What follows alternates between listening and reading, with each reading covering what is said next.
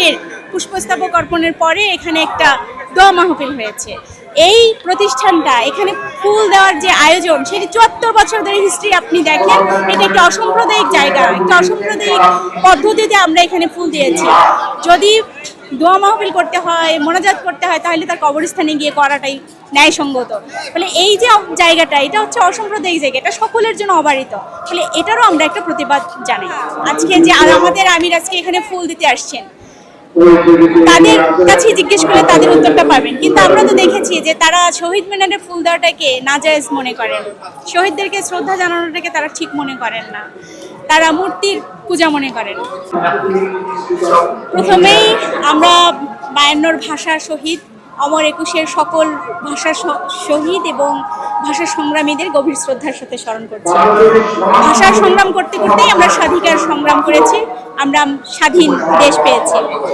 এই স্বাধীনতা অর্জন করতে গিয়ে আমরা বারেই আমরা নানান ধরনের বিদেশি শত্রু এবং দেশি শত্রু আমরা দেখেছি এই দেশের মানুষ মোকাবেলা করেছে। একমাত্র স্মার্ট সিটি বসুন্ধরা, আধুনিকতায় এক ধাপ এগিয়ে।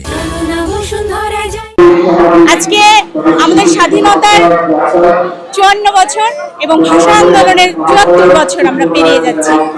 সেই সময় আমরা দেখছি যে আমাদের ৫২ ভাষা আন্দোলন, ৬২ শিক্ষা আন্দোলন, ৬৯-এর গণঅভ্যুত্থান, ৭১-এর মুক্তিযুদ্ধ, প্রত্যেকটি ছিল একটা অসাম্প্রদায়িক চেতনায় আমাদের একটা সংগ্রামী ভূমিকা। তো সেখানে আমরা দেখেছি যে যারা আজকে যে আমাদের আমির আজকে এখানে ফুল দিতে আসছেন, তাদের কাছে জিজ্ঞেস করলে তাদের উত্তরটা পাবেন। কিন্তু আমরা তো দেখেছি যে তারা শহীদ মিনারে ফুল দেওয়াটাকে নাজায়েজ মনে করেন, শহীদদেরকে শ্রদ্ধা জানানোটাকে তারা ঠিক মনে করেন না, তারা মূর্তির পূজা মনে করেন। তাহলে আমরা বলি যে এটা আমাদের জাতীয় যে চেতনা, আমাদের সংগ্রামের যে চেতনা, সেই চেতনার সাথে সাংঘর্ষিক একটা চিন্তা, সাংঘর্ষিক একটা তাদের চিন্তা পদ্ধতি। ফলে আমরা বলবো যে আমাদের সংগ্রাম, সেই সংগ্রাম অব্যাহত আছে, সেই সংগ্রাম চলমান।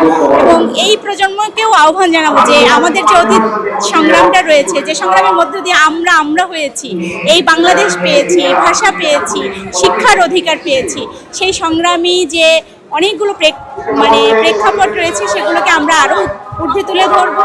সামনের দিনে সেই সংগ্রামী চেতনাকে সামনে এগিয়ে নিয়ে যাবো। একই সাথে একটু প্রতিবাদও জানাতে চাই যে গতকাল আমরা দেখেছি যে প্রধানমন্ত্রীর পুষ্পস্তবক অর্পণের পরে এখানে একটা দোয়া মাহফিল হয়েছে। এই প্রতিষ্ঠানটা এখানে ফুল দেওয়ার যে আয়োজন, সেটি ৭৪ বছর ধরে হিস্ট্রি আপনি দেখেন। এটা একটা অসাম্প্রদায়িক জায়গা, একটা অসাম্প্রদায়িক পদ্ধতিতে আমরা এখানে ফুল দিয়েছি। যদি দোয়া মাহফিল করতে হয়, মোনাজাত করতে হয়, তাহলে তার কবরস্থানে গিয়ে করাটাই ন্যায়সঙ্গত। ফলে এই যে জায়গাটা, এটা হচ্ছে অসাম্প্রদায়িক জায়গা, এটা সকলের জন্য অবারিত। ফলে এটারও আমরা একটা প্রতিবাদ জানাই।